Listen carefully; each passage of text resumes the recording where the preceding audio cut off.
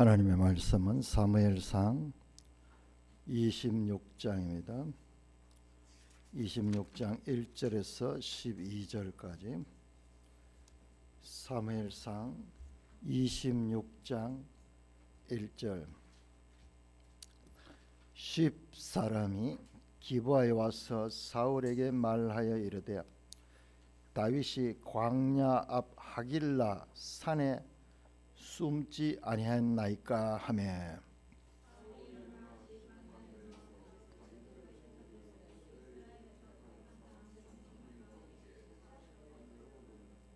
사울이 광야 앞 하길라 산 길가에 진치니라. 다윗이 광야에 있더니 사울이 자기를 따라 광야로 들어옴을 알고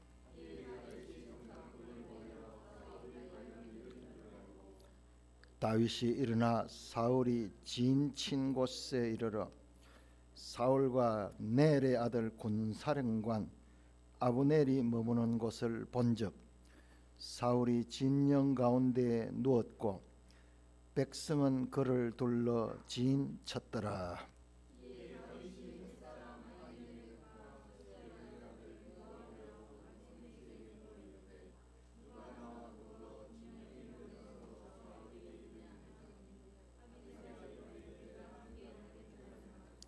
다윗과 아비새가 밤에 그 백성에게 나아가 본즉 사울이 진영 가운데 누워 자고 창은 머리 곁 땅에 꽂혀 있고 아브넬과 백성들은 그를 둘러 누웠는지라.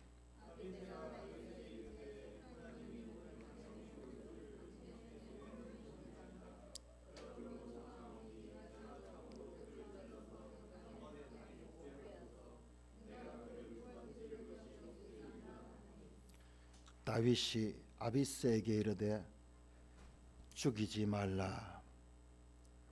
누구든지 손을 들어 여호와의 기름 부음 받은 자를 치면 죄가 없겠느냐 하고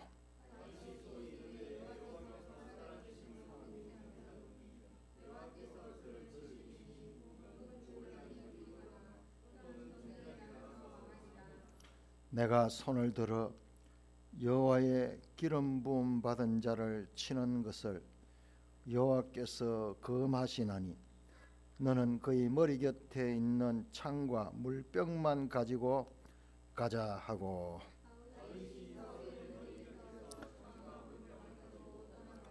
아무도 보거나 눈치채지 못하고 깨어있는 사람도 없었으니 이는 여호와께서 그들을 깊이 잠들게 하셨으므로 그들이 다 잠들어 있었기 때문이었더라.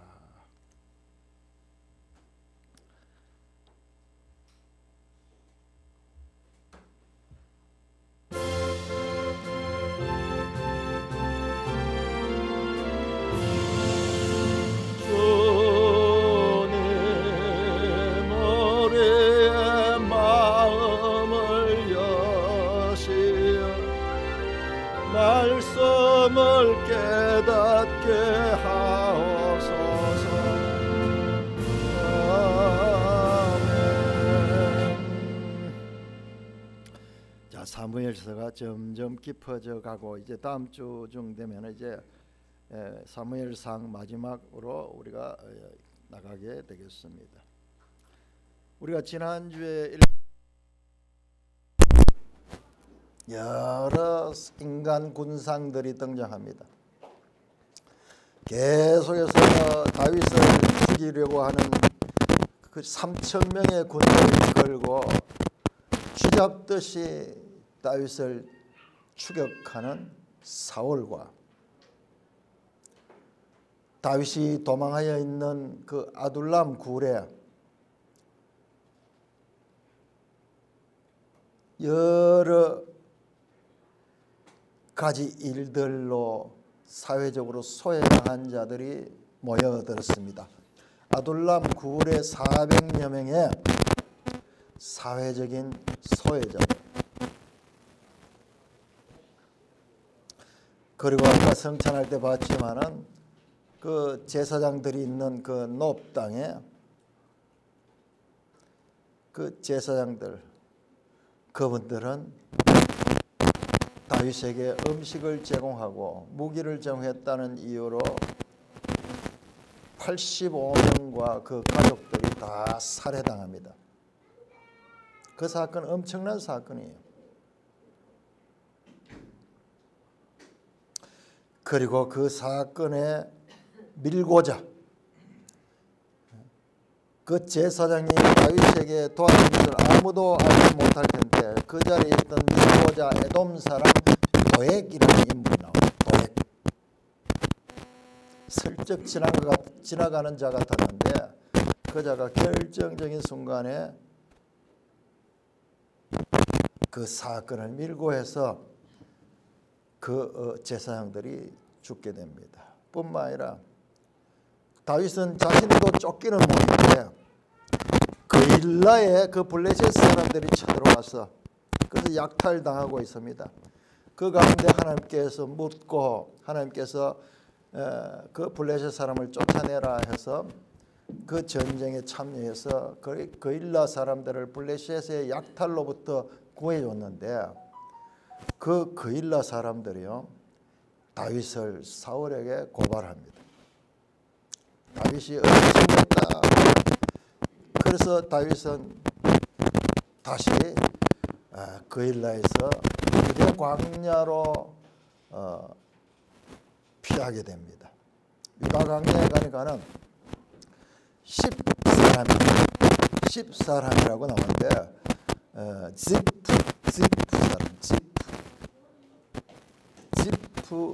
사람들이 두 번이나 이 다윗을 사울에게 어디에 숨어 있다고 고발해서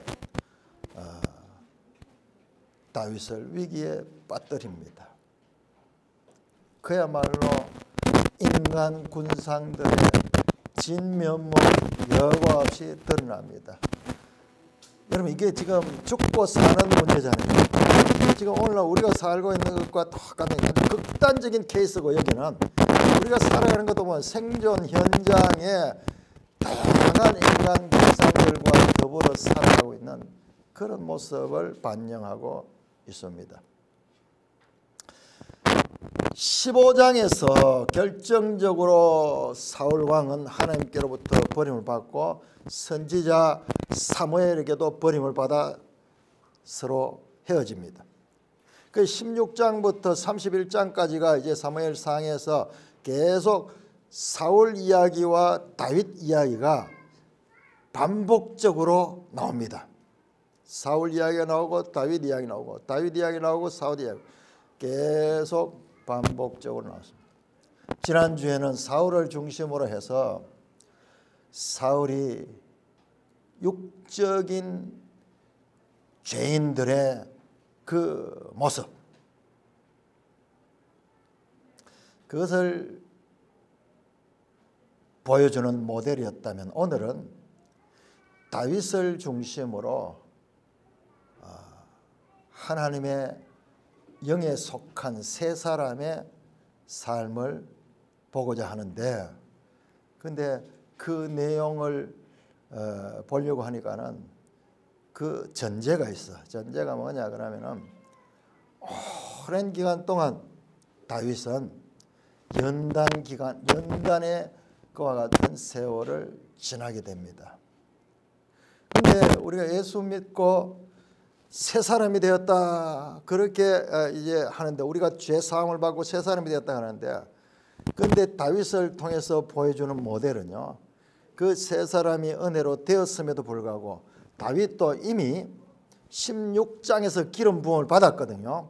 그럼에도 불구하고 현실은 엄청난 시련들이 계속 한 10년 동안 지옥 같은 시험의 과정을 겪습니다. 그래서 사무엘하 2장에 가면은 사무엘하 2장에서 이제 다윗이 유대 지역의 왕이 되고 5장에 가면 이제 통일 이스라엘의 왕이 됩니다. 그러니까 사무엘 하는 다윗이 왕으로서 다윗의 모습을 보여주고 있고, 사무엘 상은 그 이 왕이 되는 그 과정에서 겪었던 삶을 집중적으로 보여주고 있는 것이죠. 그래서 오늘 제 말씀의 제목이 광야인데, 우리는 광야 그러면은 과거 출애굽할 때 이스라엘 백성들이 광야를 거쳐 나왔다고 그렇게 생각하면서 그 광야를 생각하기 쉬운데, 오늘 나오는 이 광야는요, 유대 광야예요. 유대 광야. 유대 광야하고 출애굽했던 그 광야는요, 위치가 다릅니다. 그럼에도 불구하고 동일하게 이스라엘 백성들이 그 광야를 경험했던 것과 다윗이 광야를 경험했던, 광야라는 점에서는 비록 장소는 다르지만 공통점을 가지고 있습니다. 그러고 보니까는 성경은 하나님의 백성들이, 저 구약의 그 이스라엘 백성들이 애굽에서 나와서 광야를 거쳐서 가나안 땅에 들어가는 이야기나, 그리고 이스라엘을 알게 됩니다. 그렇다면요, 저와 여러분들의 신앙생활에도 동일한 원리가 작용하고 있다는 것을 알아야 됩니다. 성경은요, 확장된 메아리라 그랬죠. 확장된 메아리. 이걸 우리가 잘 보면은 이게 과거 이야기뿐만 아니라 오늘 우리의 이야기도 하다는 것을 생각할 적에 이 사무엘서가 새롭게 읽혀지는 거예요. 자, 고린도전서 10장 한번 찾아보세요. 고린도전서 10장. 그래서 신약이 있고 구약이 있는 것입니다. 신약과 구약의 서로 연속적인 이 관계를, 우리 개혁주의 신학에서는 이 두 관계의 연속성을 강조해서 성경 해석에 있어 가지고 항상 그와 같은 연속성을 가집니다. 10장 1절에서 12절 말씀이요. 무슨 말씀이냐 그러면 이스라엘 백성들이 광야를 지냈던 그 이야기, 그 광야를 지냈던 이야기 5절에 보시면, 그러나 그들의 다수를 하나님이 기뻐하지 않았으며 그들을 광야에서 멸망을 받았다. 이러한 일은 우리에게 번복이 되어 우리와 하여금 그들의 악을 즐겨한, 우리가 누구예요? 이 고린도 교회, 오늘날 저와 여러분이 속해 있는 산돌 교회, 우리들에게 그들의 광야의 삶이 번복이가 된다. 지난번 개혁 성경은 거울이 된다. 그래서 성경 속의 사건을 통해 우리 자신을 들여다보는 거예요. 그 성경이 거울과 같은 역할을 한다는 거예요.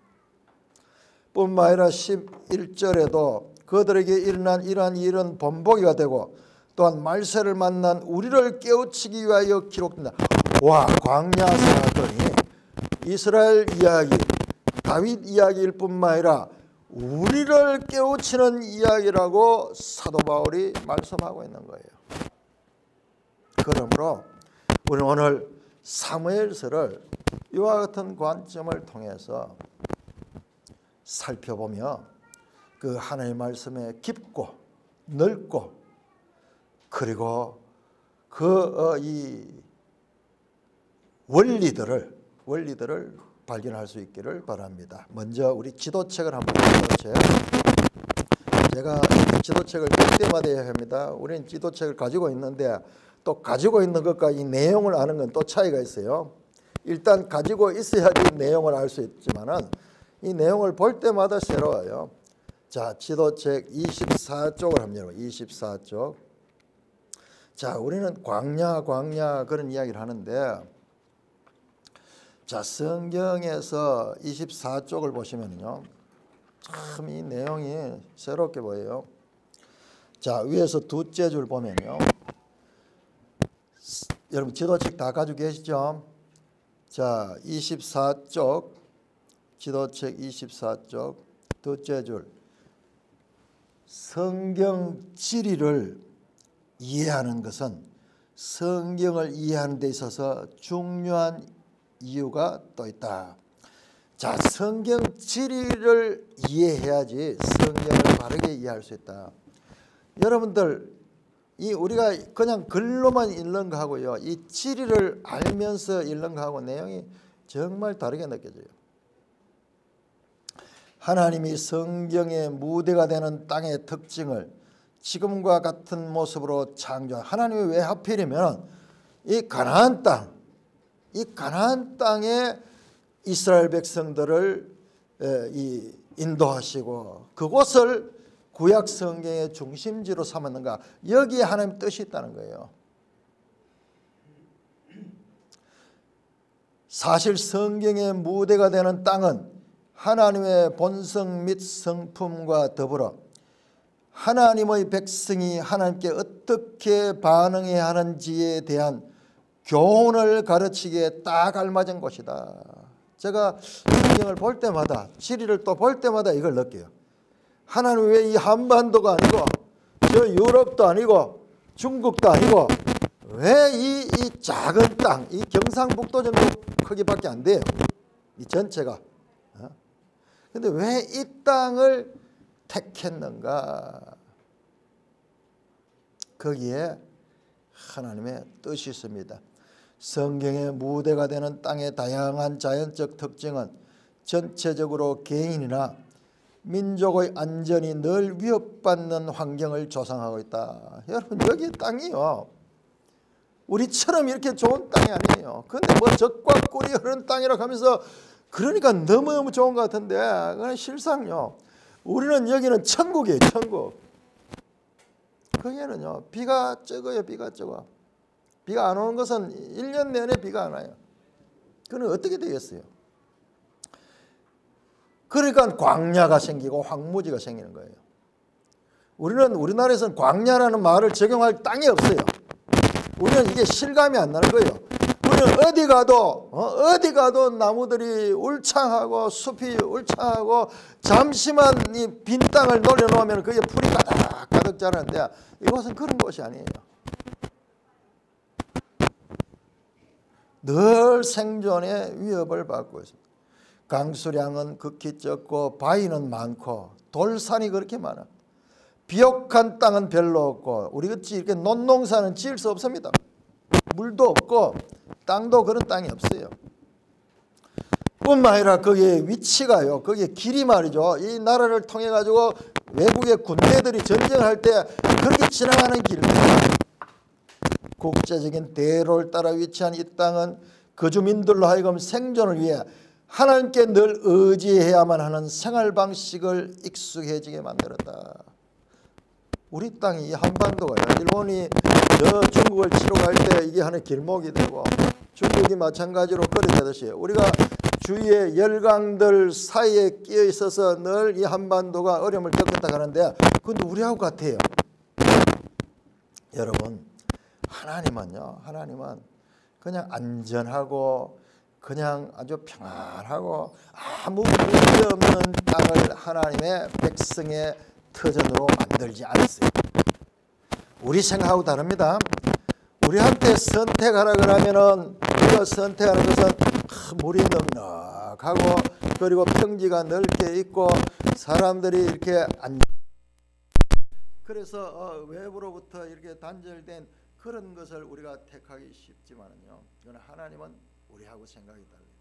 내 뜻은 너희 뜻과 다르고 내 생각은 너희 생각과 다르다. 여러분, 대표적인 그런 땅이 소돔 고모라였어요. 롯이 선택한 땅.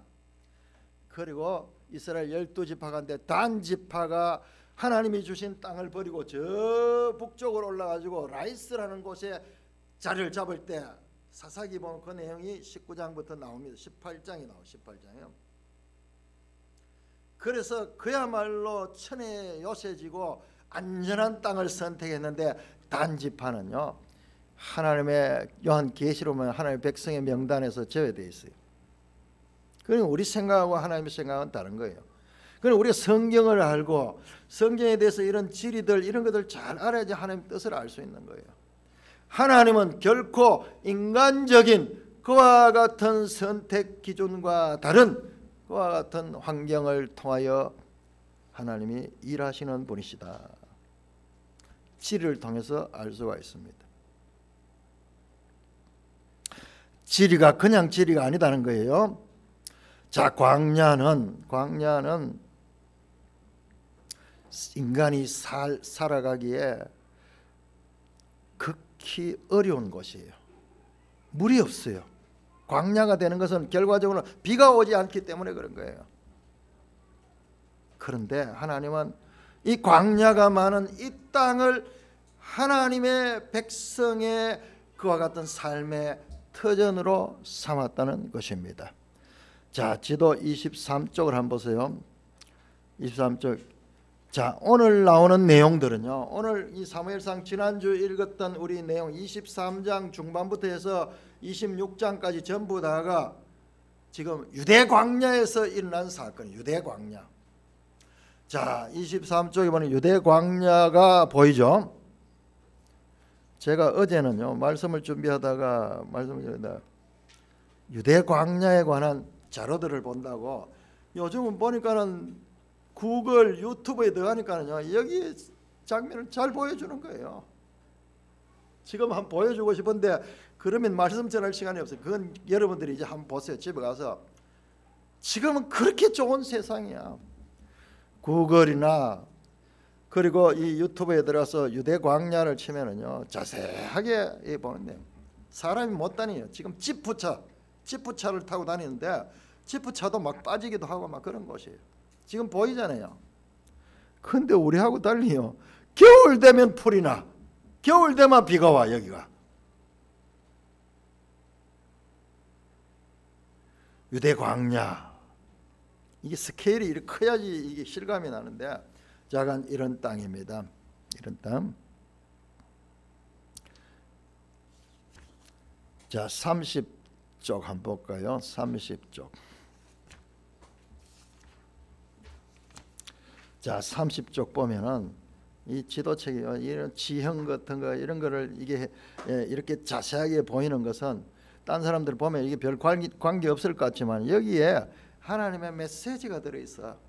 성경을 알면 알수록 이 책이 가치가 있는 책이에요. 자, 거기에 단면도가 나오는데 제일 밑에 게 이 유대 광야가 있는 곳입니다. 거기에 보면 지구대에 가는 건 아라바 돼 있죠. 여기 협곡, 산과 산 사이에 이 협곡, 그걸 지구대라 그러는데 거기에 보이는 소알 위에 보이는 그 물이 그게 사해 바다예요. 그 좌측에 있는 곳이 광야입니다. 광야. 이 지역이 유대 광야예요. 유대 광야.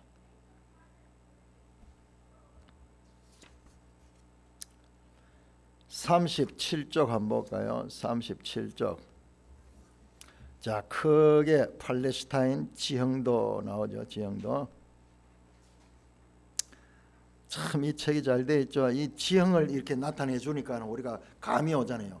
그냥 지형이 없이 평면으로 돼 있으면 지도 아무리 봐도 우리가 이해를 못 하는데, 그 옆에 보이는 그 이 36쪽에 보이는 나바테아 페트라 하는 곳인데 이것도 이 지역에 있는 것이에요. 이런 곳이에요. 돌로 돼 가지고 완전히 절벽으로 되어 있는 이런 땅들이. 자, 거기에 보시면은 저 위에 갈릴리 바다에서 사해까지 내려오는 요르단 강이 있고 좌우에 보세요. 이 동쪽에도 산이고 서쪽에도 산입니다. 그러니까 산과 산 사이에 협곡이 이렇게 있어서 있는데 성경에 나오는 중요 장소들이 전부 이 산지예요. 산지. 여러분 이 지도에 보시면은 이쪽에 봅시다. 예. 자, 이렇게 산과 산 사이고 지구 한번 내보세요. 지구 있다고 해요. 예, 여기 보세요. 여기. 요 위치 자체도 제가 여러 번 이야기하지만은 이 위치 자체도 절묘합니다. 우리가 그냥 보면은 그런 것 같지만은요, 요 위치 자체가 한번 확대해 보세요. 자, 여기가 유럽이잖아요. 유럽. 여기가 아시아.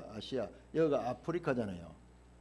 여러분 아메리카 대륙은 발견되기 전입니다. 아메리카 대륙은 이때로부터 2000년 후에 발견이 됐어요. 그래 지금 성경에 나오는 이때는요, 아메리카 대륙 하는 건 사람들에게 알지 못해. 전부 이것이 이래 붙어 있는데 이 아프리카 대륙, 아시아 대륙, 유럽 대륙이 만나는 곳이 여기가 위치예요. 여기가 이 가나안 지역이에요. 깜짝 놀라요. 이거 뭐 옛날에 몰랐잖아요.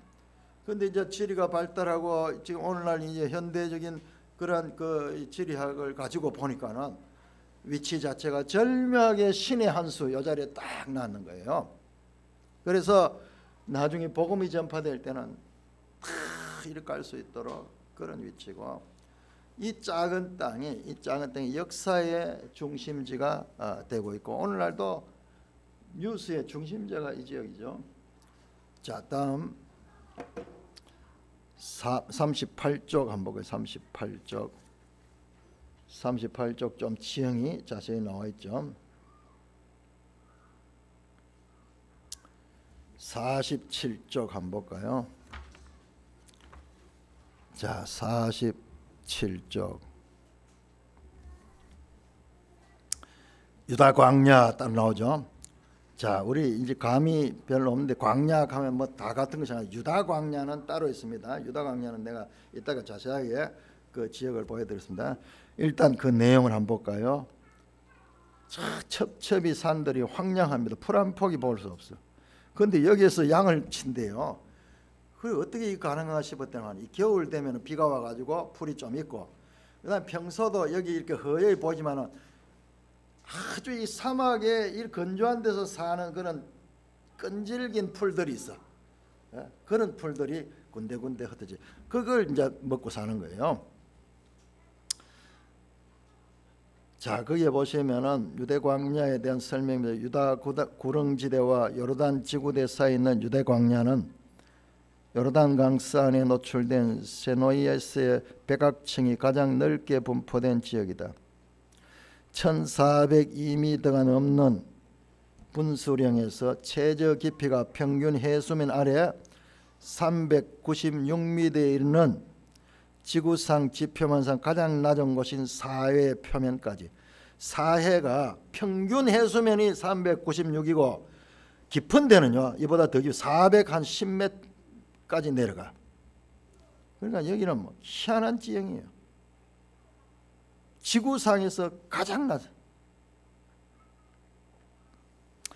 겨우 25, 30cm밖에 안 되는 분수령 동쪽 경관은 매우 인상적이었어. 지금 이 장면 그 모습이 성난 파도, 여기서는 밖으로 노출된 둥글둥글한 백악층으로 이루어진 구릉지대의 뒤얽힌 덩어리가 세차게 밀려오는 가운데 큰 배의 좁은 갑판 위에 서 있는 선원의 배들. 이 산이 끝에 가면 이 광야에 끝이 절벽으로 돼 있어. 절벽으로 되니까 마치 배의 갑판 위에 서 있을 적에 있는 그런 느낌처럼 들기도 한다는 거예요. 광야 산이 있다가 나중에 급격하게 절벽이 되면서 그 다음에 그 밑에 사해가 있는 겁니다. 자, 밑에서 첫째 줄 유다 광야를 지칭하는 히브리어는 두 가지가 더 흔한 용어인 미드바르 하는 거, 요거 중요하니까 우리가 알아야 된다.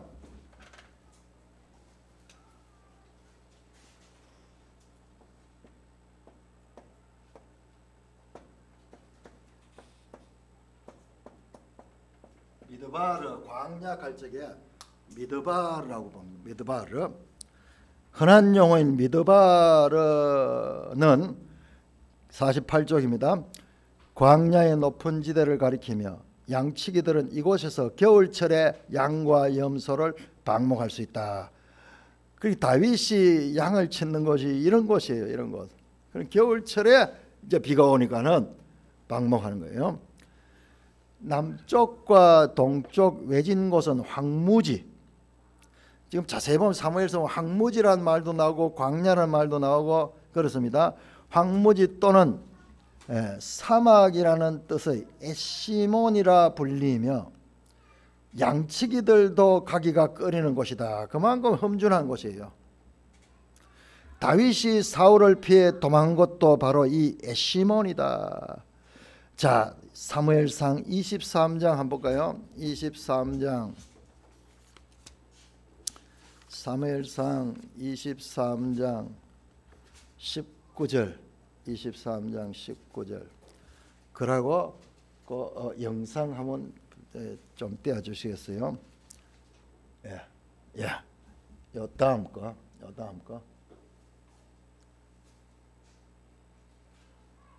자, 요거 띄워놨어요. 자, 거기에 보시면은 23장 19절 같이 읽습니다. 시작. 그때 10사람들이 기브아에 이르러 사울에게 나와 이르되 다윗이 우리와 함께 광야 남쪽 하길라 산 숲을 요새에 숨지 아니하였나이까. 그렇게 하죠. 여기서 광야 남쪽 하길라 산 숲을 요새라 그랬는데 여기서 했던 광야라는 말은요, 방금 여기서 나왔듯이 에시몬이라는 곳입니다. 여기는 절벽으로 되어 있는 곳이에요. 그 양치기들도 가기 꺼리는 곳이에요. 다윗이 이런 데 숨고 다녔는 거예요. 이런데. 자, 여기 한번 보세요. 이 에시몬 가는 말이 가지는 의미를, 여기에 지금 지도책에 나오는 에시몬 이름 에시몬, 사막, 디저트, 그다음 윌드니스, 광야. 자, 그런데 놀랍게도 여기에 솔리타리, 요거는 고독하다 하는 뜻이거든요. 고독하다. 사람이 없는 곳이겠죠. 고독. 의미는 이게 이 광야 또는 desolate place, 버려진 땅, 사막, 사람들이 살지 않는 또는 살 수 없는 그런 땅이라는 그 의미가 있는 것입니다. 여기에 지금 다윗이 지금 이 다니는 광야라는 그와 같은 것입니다. 그 다음에 여기에 보니까는 하길라 산 숲을 요새에 있었다. 다음 한번 볼까요? 하길라 가는 거. 다음요. 자, 하길라 가는 거죠. 여기가 하길라인데, 하길라라는 뜻이 어둠이란 어둠. 유다 남쪽에 있는 이 산, 언덕이며 산이죠, 산. 그 다음에 여기 보세요. 우리 10사람까지 나오죠. 여기 지프예요. The wilderness of the Ziph. 10사람의 광야. 이 지역이 바로 하길라예요. 하길라. 자, 이 에시몬 자체도 절벽이고 이 목동들이 가기도 두려워하는 그와 같은 위험한 곳인데, 그게 또 하길라 광야, 하길라 어둠의 광야라. 그러니까 가장 어떤 면에서 위험한 곳에 다윗 일행들이 피신을 하면서 숨어 다녔습니다. 자, 그래서 이 광야, 이런 곳이다, 이런 곳이다. 자, 49쪽 사진을 한번 보세요. 46, 49쪽. 이게요, 보니 예루살렘에서, 어제 제가 이제 그 봤는데, 예루살렘 사람이 차를 타고 여기 가면은 한 1시간 되면 도착하는 곳이에요. 그러니까 예루살렘과 연결돼 있어. 그러니까 베들레헴은 예루살렘보다 또 밑에거든요. 다윗이 목자를 하면서 자랐던 베들레헴과 이 광야는 아주 가깝게 돼 있어요. 그리고 이 다윗은 어려서부터 이 목동이 되었기 때문에 이 지역에 좀 다른 사람에 비해서는 이 지역에 훨씬 능숙할 수 있었던 그와 같은 사람이었어요. 자, 거기 보세요. 유다 광야는 예루살렘 코앞까지 사막의 황량한 상태를 연출한다. 성경 기자들은 종종 광야에서 척박한 삶을 예로 들어 하나님의 심판과 하나님의 백성이 하나님께 의지해야 할 필요성을 설명한다. 여기 보면요, 이 광야는 뭐냐 하면 버려진 곳, 하나님의 심판을 받아가지고 버려진 곳도 되지만은요, 또 한가는 하나님의 백성이 광야에서는 사람의 도움을 받을 수 없어. 오직 하나님께만 구해야 되는 그와 같은 상황이 바로 광야예요. 광야.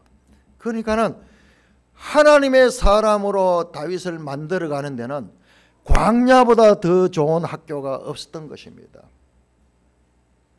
왜 광야였던가 보니까는 하나님만 의지해야지 살 수 있는 것이 광야이기 때문에 그렇습니다. 하나님께서는요, 우리는 그냥 다윗이 목동이었다 이렇게 하는데 벌써 이 베들레헴 이 목자로서 지내면서 이 광야 생활에 적응할 수 있는 그런 유년기에 훈련을 쌓았고, 나중에 그는 이곳에서 10년 동안 생존할 수 있는 그런 것들도 그와 같은 배경과 연결이 됩니다. 저와 여러분들의 삶의 가운데도요, 우리는 모르지만 하나님은요, 우리를 그렇게 하나님 뜻 가운데서 우리를 만들어가는 거예요.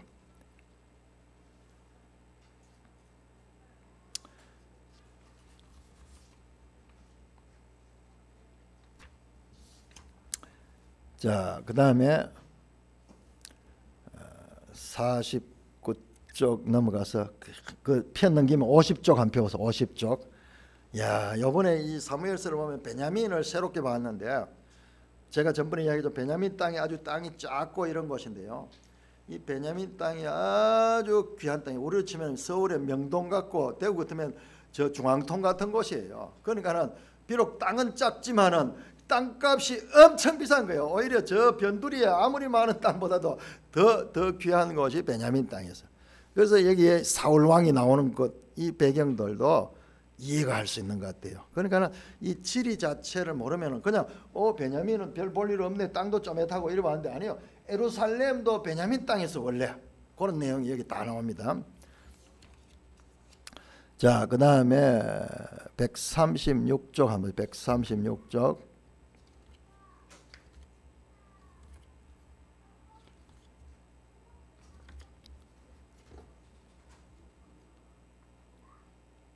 (136쪽) 보시면은, 자, 여기에 이스라엘 백성들이 가는 곳에 밑에 보이는 그 바란 광야, 신 광야, 자, 이건 애굽에서 이 가나안 땅으로 가는 중간에 있는 그런 광야들이고, 지금 우리가 보는 광야는 어디냐 하면 사해 바로 옆에, 사해 서쪽에, 사해 우리로 보면 왼쪽에 있는 헤브론 이쪽 지역이 유대 광야입니다. 자, 159쪽.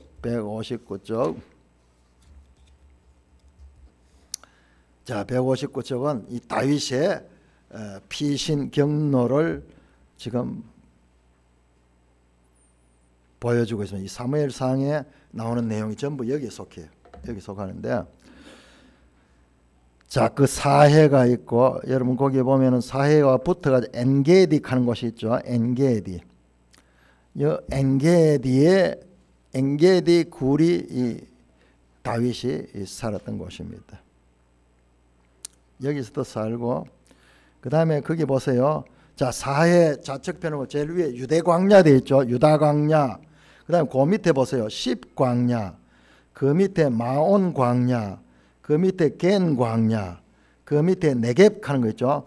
네겝 하는 게 남방이라는 뜻인데, 이 광야라는 뜻이 여기 포함이 되어 있어요. 그러니까는 저 밑에 애굽에서 올라오는 광야 말고 바로 사해와 붙어 있는, 바로 사해 서편에 있는 이 광야, 여기가 유다 광야고요. 예수님이 시험을 받아, 광야에서 시험을 받다 그러잖아요. 그 장소가 여기예요. 그러니 다윗이 광야에서, 특히 유다 광야에서 시험을 받았는데, 예수님이 시험을 받은 것도 다윗과 같은 곳이에요. 다윗은 예수님의 모형이거든요. 우리는 그냥 이렇게 사건의 나열로 보지만 자세히 듣다 보면, 연결해 보면은 다 이와 같은 확장된 메아리가 울리고 있어요. 성경 속에 기본 원리가 확장하면서 계속 이어지며, 궁극적으로는 이 땅이 아니라 우리의 삶 자체를 광야로 해석할 수 있도록 하는 그와 같은 의미들이 성경에 나오고 있는 것입니다. 자, 광야는 어떤 것이냐? 광야는 어떤 것이냐? 자, 신명기 8장 우리 한번 찾아볼까요? 신명기 8장입니다.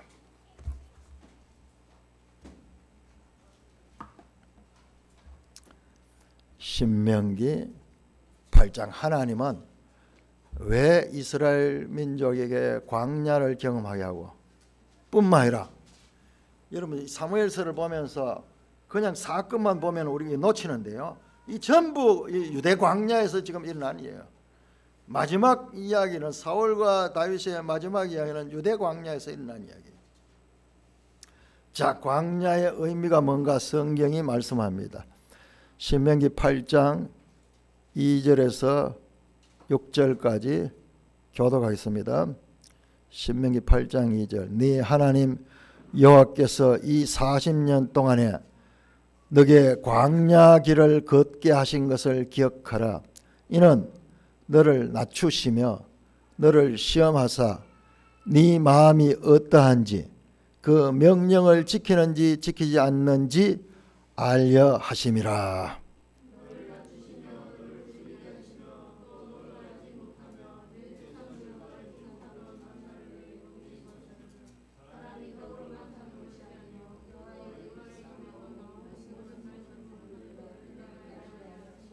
육 절 같이 읽겠습니다. 시작.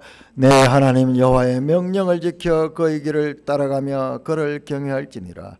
자, 17절 한번 17절. 그러나 네가 마음에 이르기를 나의 능력과 나의 손의 힘으로 내가 이 재물을 얻었다 할까. 자, 이거 보세요. 사울과 지금 다윗 이야기가 계속 이거잖아요. 사울은 누구냐? 전부 내가 내 마음으로 내 생각으로 내 뜻으로 내 손의 힘으로 살아가고 있어요. 여러분 자세히 보시면요, 여기에 사무엘상의 손이라는 이야기가 얼마나 많이 나오냐. 다윗이 의지하는 건 여호와의 손을 의지하였고 사울은 자기의 손의 힘을 가지고 살아가는 자예요. 자, 핵심이 뭐냐? 광야의 길을 걷게 하신 것은 무엇이냐? 2절에 보세요. 네 마음이 어떠한지 시험하는 거예요. 그 명령을 지키는지 아는지 알자. 그 명령, 하나님의 말씀을 따르는지 아니면 자기 힘을 따라가는지를 알게 하는 거예요. 그래서 3절에 보시면 여호와의 입에 나오는 모든 말씀으로 사는 줄 알게 한다. 자, 광야라는 뜻이 미드바르라 그랬죠. 미드바르, 이게 광야, 일반적으로 광야라는 뜻이에요. 그런데 말씀 하나님의 말씀 갈적에 이 말씀이라는 뜻은 다바르. 신기하죠? 광야라는 말과 미드바르라는 광야의 말과 하나님 말씀이라는 다바르는 말씀이 거의 같아요. 같은 단어. 앞에 저 밑자 하나 빼버리면 같은 소리예요. 한번 이 영상 한번 보여주세요. 영상. 자, 다음.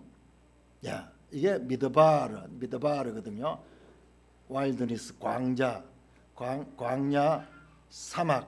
자, 그런데 놀라웠게도 거기에 스피치가 있어. 신기하죠? 스피치, 말씀. 전혀 뜻이 안 나요. 예. 광야, 와일드니스, 패스츄얼, 이거 목초지, uninhabited land, 사람이 거주할 수 없는 땅. 광야. 그런데 마우스 또는 마우스, 이건 입으로 말하는 기관으로서 입이고, 그 다음에 마우스, 말과 연관되어 있는 희한한 단어예요. 다음 한번 보세요. 다음. 자, 이게 다바르입니다. 다바르는 speak, say, 말씀이에요. 자, 앞에서 이 지형을 통해서도 하나님 말씀하신다 그랬죠. 뿐만 아니라 언어 자체가 히브리 언어 또는 헬라어 언어 자체가요, 그 하나님의 뜻을 담고 있어요. 성경이 이런 책이에요. 방향도 마찬가지고 연대도 마찬가지고 모든 그런 지리적인 여건 그리고 이 언어 자체도 그와 같은 뜻을. 그러니까 광야는 뭐냐? 그러면 광야는 하나님 말씀을 듣는 곳이에요. 광야는 사람이 없습니다. 광야는 인간의 소리가 들리지 않는 것이에요. 광야에서 살 수 있는 길은 하나님께 집중할 적에 하나님은 그 광야에서 세미한 소리로 소리 아닌 소리로 사람을 깨우칩니다. 여러분 엘리야가 나중에 이 시내산까지 가게 되는데 거기에서 폭풍 가운데도 지진 가운데도 하나님이 나타나지 않고 세미한 소리로 나타났다고 그가 말합니다. 광야는 어떤 곳이냐? 하나님의 말씀을 듣는 곳입니다. 광야에서 살 수 있는 길은 하나님의 말씀으로만 살 수가 있습니다. 광야에서 내 손의 능력, 내 힘의 능력, 내 능력으로 살겠다 하는 자는 광야에서 죽습니다. 우리가 지난주 읽었던 내용들은 참 사울은 다윗을 쫓고 다윗은 사울에 쫓겨가면서 그일라에서 10황무지로 엔게디 황무지로 다시 10황무지로 마온 광야로 여기저기로 쫓겨다니는 그와 같은 내용입니다. 자, 19장 한번 열어보세요. 19장 사무엘상 19장 사무엘상 19장 사울입니다. 사울이 19장 1절 사울이 그의 아들 요나단과 그의 모든 신하에게 다윗을 죽이라 말하였고 죽이라 이야기 여러분 한번 보세요. 사울 이야기 나오면 계속 죽이는 거예요. 죽이는. 15절 그를 침상째로 내게 들고 오라 내가 그를 죽이리라. 사울은 자신의 정적으로 생각되는 다윗을 죽여서 없애서 자기가 살려고 합니다. 20장 보세요. 20장 이와 같은 아버지에 대해서 그 아들 요나단이 32절에 20장 32절에 그가 죽을 일이 무엇입니까? 무엇을 잘못했다고 그를 죽이려고 합니까? 그러자 33절 사울이 요나단에게 단창을 던져 죽이려 한 기라. 요나단은 그의 아버지가 다윗을 죽이로 결심한 줄 알고 심지어는 자기 아들까지 죽이려 하고 끊임없이 사망으로 그의 삶이 점철되고 있습니다. 22장 볼까요? 22장 노베 그 제사장들이네. 제사장들 대하여 16절 아히멜레가 네가 반드시 죽을 것이요. 17절 여호와의 제사장들을 죽이라. 18절 왕이 도에게 너는 돌아가서 제사장들을 죽이라 하며 18절 후반절에 그날의 세마포 에봇을 입은 85명을 죽였다. 21절에 사울이 여호와의 제사장들을 죽인 일을 다윗에게 알립니다. 자, 계속 문제의 원인을 다른 사람에게 찾고 그를 죽이면은 자신이 살 수 있겠다고 생각하고 계속 남을 죽이려고 하는 것이 사울의 모습입니다. 우리 속에 죄가 주장하는 거예요. 여러분 이것도 자세히 보면요, 창세기 4장에 가인의 후손 가운데 람에게 노래 나오는 거예요. 람에게 노래, 칼의 노래. 칼을 믿고 사는 자의 노래. 누가 나에게 이 상처를 입혔다면 나는 그를 죽여버리겠다. 그러면서 칼의 노래를 부르던 람에게 노래가 사울에게서도 확장된 메아리로 지금 올려나고 있는 것입니다. 자, 그러나 다윗이 했는 것을 보면 자, 사무엘상 26장 9절입니다.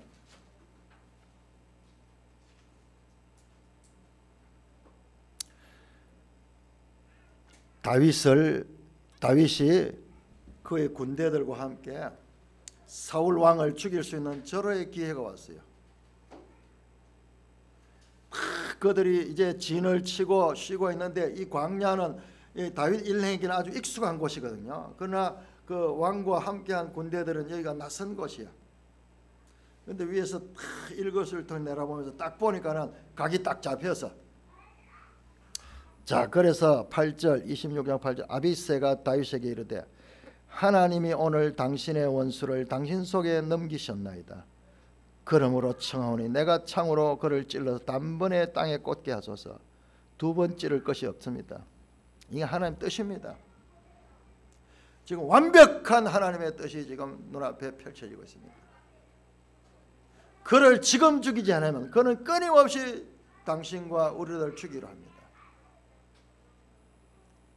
정말 이와 같은 모든 환경과 여건이 조성되고 주위의 사람들도 다 지지하는 그와 같은 일이 되었어요. 그렇지만은 9절을 보시면은 9절 같이 있습니다. 9절 시작. 다윗이 아비새에게 이르되 죽이지 말라.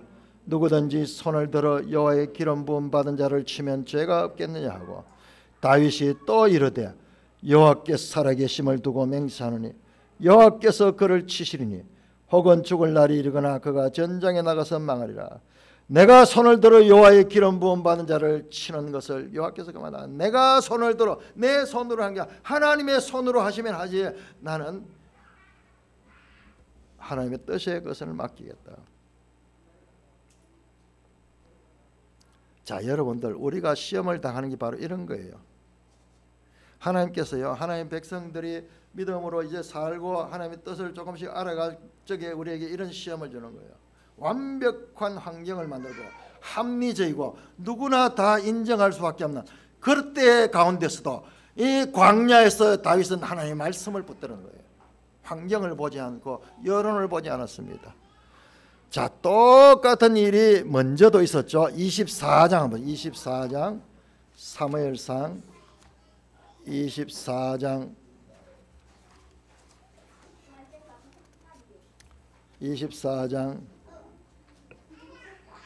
4절 엔게디 광야에서 이 다윗 일행이 숨어 있는데 뭣도 모르고 사울 왕이 거기 돌아서 뒤를 보려고 돌았을 때잖아요. 그때 절호의 기회잖아요. 그때 4절 보세요. 4절 같이 읽습니다. 사무엘상 24장 4절 시작. 다윗의 사람들이 이르되 보소서, 여호와께서 당신에게 이르시기를 내가 원수를 내 손에 넘기리니 네 생각에 좋은 대로 그에게 행하라 하시더니 이것이 그날입니다 하니 다윗이 일어서서 사울의 겉옷자락을 가만히 뺐다. 그 다음에 다윗이 5절 보시면 그리한 후 사울의 옷자를 뱀으로 말미암아 다윗의 마음이 찔렸다. 그러면서 그 사람들에게 말합니다. 자기 사람들에게 이르되 내가 손을 들어 여호와의 기름 부음 받은 내 주를 치는 것은 여호와께서 금하시는 것이다. 완벽한 환경과 이유가 다 합리적으로 설명될지라도 하나님의 말씀에 집중하고 있다. 다윗, 이것이 광야에서 다윗이 받은 훈련입니다. 그러나 다윗은 이와 같은 것을 일관되게 지키지 못합니다. 뒤에 보면은 마온에서는 자기가 혈기를 가지고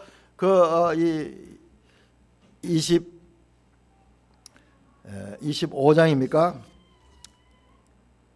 그렇네요. 25장. 이 마온에서 나발의 집에서 자기가 마음의 상처를 입고 다윗의 모습이나 사울의 모습이나 동일한 모습이 25장을 자세히 보면 나와요.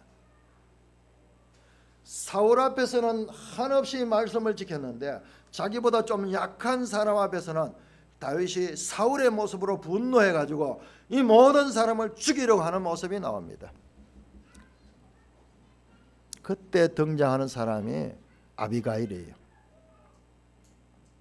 자, 여러분, 이 광야는 예수님께서도 경험하셨고, 그리고 이 광야의 삶은 자기 자신의 힘이 아니고 오직 하나님만 의지하는 삶을 가리킵니다. 다윗은 그 훈련을 받고 있는 거예요. 마태복음 16장 보면 예수님께서 제자들에게 말씀합니다. 누구든지 나를 따르려거든 자기를 부인하고 자기 십자가를 지고 나를 따라야 된다. 그렇지 않으면 내 제자가 될 수 없다. 여러분, 자기를 부인하는 게 뭐예요? 자기를 부인하는 것은 자기의 혈기나 감정이나 생각이나 판단을 부인하는 거예요. 그리고 자기 십자가를 지고 나를 따르는, 십자가는 죽는 것이에요. 죽는 사형틀입니다. 결국 자기를 부인한다는 것은요, 자기를 죽이는 거예요. 우리 그런 용어 쓰잖아요. 성질을 죽이라 그러잖아요. 이게 성경적 용어예요. 우리가 다 알아듣는다니까요. 우리가 일상 믿지 않는 자들도 성질을 죽여라 그러잖아요. 그 성질을 죽이지 못하면 그 일 때문에 돌이킬 수 없는 그런 죄를 짓기도 하잖아요. 부부 생활에도 마찬가지입니다. 이런 일들이 얼마나 많은지 몰라요. 바깥에서는 잘하는데 모든 무장해제해야 되는 가정에서 이런 일들이 쉽게 일어날 수 있어요. 자기를 죽여요. 자, 사도 바울은 로마서 8장에서 이렇게 말합니다. 너희가 육신대로 살면 반드시 죽을 것이되 영으로서 몸의 행실을 죽이면 산다. 무슨 말입니까? 육신의 혈기대로 살고자 하면서 사울같이 살면은 죽음을 가는 길이지만, 그러나 오히려 나를 죽이는 자가 바로 사는 길이고 그게 영으로 사는 길이다. 하나님의 영으로 인도함을 받는 사람들이 하나님의 아들이다. 그렇게 말씀합니다. 자, 여러분, 레위기 16장을 한번 볼까요? 레위기 16장에 신비한 말씀이 나오는데, 레위기 16장은 대속죄일에 관한 말씀이거든요. 레위기 16장에 보면 대속죄일에 두 마리의 염소를 뽑습니다. 그래서 한 마리는 16장 8절 보시면 8절과 16장 8절 두 염소를 제비 뽑되 한 제비는 여호와를 위하고 한 제비는 아사셀을 위하고, 아사셀을 위한다는 게 뭐냐 그러면 10절 보시면요, 아사셀을 위하여 제비 뽑은 염소는 산채로 여호와 앞에 두었다가 그것을 속죄하고 아사셀을 위하여 광야로 보낸다. 제가 요번에 이거 설교도 하고 이랬지만 새롭게 봤어요. 우리가 지금 지형이 잘 생각이 안 나니까는 이게 지금 예루살렘 성전에서 제사 드린 거거든요. 성전에서 제사를 드리고 그 다음에 이 두 마리 가운데 하나는 여호와를 위하여 속죄제를 드리고 한 마리는 광야로 보내야 된대. 예루살렘에서 광야로 보내려고 멀리 있어요. 우리 여기서 해결되는 줄 알았는데 그게 아니고 이 염소를 데리고 광야까지 가야 돼요. 그걸 더 정확하게 보여주는 게 21절이에요. 21절. 아론은 그의 두 손으로 살아있는 염소의 머리에 안수하여 이스라엘 자손의 모든 불의와 그 범한 죄를 아뢰고 그 죄를 염소의 머리에 두어 미리 정한 사람에게 맡겨 광야로. 그러니까 이 염소를 광야로 끌고 가기 위해서 정해진 사람이 있어요. 이 사람은 멀리 가야 되는 거예요. 이 염소를 끌고 어디까지 가냐? 저 광야까지 직접 끌고 가는 거예요. 그 다음에 어떻게 하냐? 광야 22절 보세요. 염소가 그들의 모든 불의를 지고 이스라엘 백성의 죄를 짊어지고 접근하기 어려운 땅에 이르거든. 접근하기 어려운 땅이 어디냐? 아까 나왔던 그 여시몬 가는 거예요. 여시몬. 절벽이 절벽. 사람이 더 이상 가기 힘든 여시몬의 그 절벽에 이르면은 염소가 거기에서 떨어지는 거예요. 절벽에서 떨어지면은 거기에 삐죽삐죽한 돌들이 있어가지고 떨어지면서 이리 튕기고 저리 튕기고 하면서 완전히 죽어버린 거예요. 그 광야. 죽이는 곳이에요. 예수님의 죽으심을 예표하는 거예요. 이 아사셀 염소에 대한 죽음을 가지고 여러 가지 과거의 해석들이 많은데요. 이것은 아사셀은 그 사탄이니까 사탄의 죽음이 그런 해석이 그거 아니에요. 이것도 동일하게 예수님의 죽음이에요. 예수님은 십자가의 죽음을 통하여서 우리를 대속하셨어요. 아사셀 염소가 광야로 나가지고 광야 그 절벽까지 가서 거기서 떨어져 죽는 것은 이스라엘의 모든 죄를 대속하는 것이었지 예수님에게 이 십자가의 대속의 사역을 여기에 안고 있는 것입니다.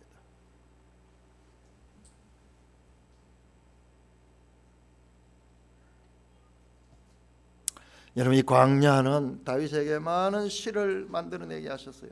시편에 많은 시들이 이 광야에서 만들어진 시들입니다.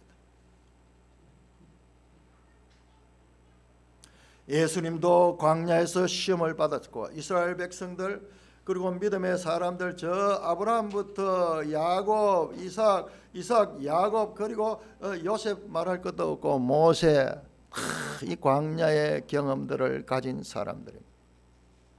그러므로 우리 그리스도인들은 자신에게 닥쳐오는 광야 같은 것과 같은 일들에 대해서 두려워하면 안 돼요.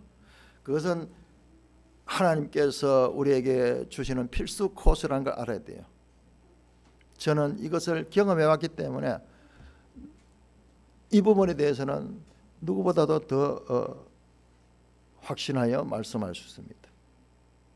그러나 감당하지 못하는 광야를 주지 않으니 사람들에게 수준에 맞춰서 광야를 믿음으로 정신 차리고 말씀의 다바를 미드바르에서 다바르를 붙잡으면 살 수 있는 거예요. 이걸 경험할 적에 하나님이 그야말로 이스라엘의 하나님, 야곱의 하나님뿐만 아니라 나의 하나님이 되는 것입니다.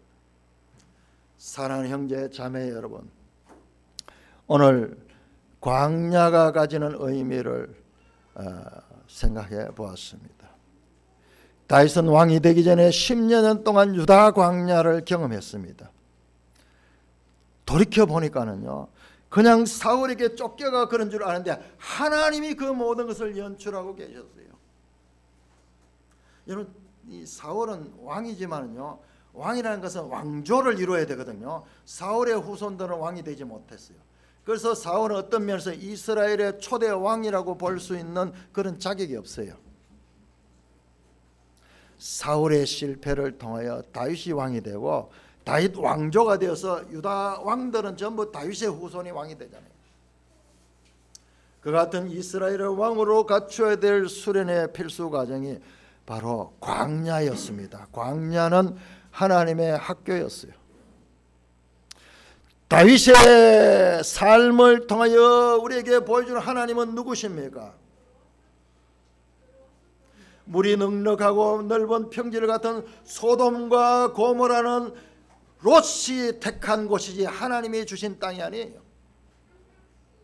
단지파가 찾아갔던 안락하고 외적인 침이 없는 그와 같은 라이스 땅은 하나님이 준 땅이 아니에요.